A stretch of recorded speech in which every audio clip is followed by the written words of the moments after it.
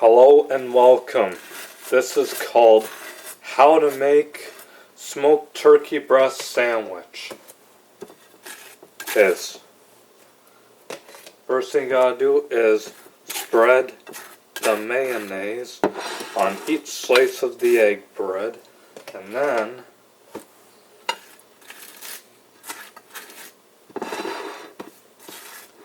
put the mayonnaise in the fridge. One more to do.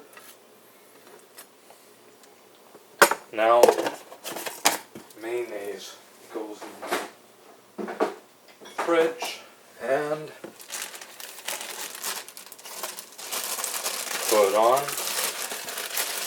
the smoked turkey breasts on the sandwiches.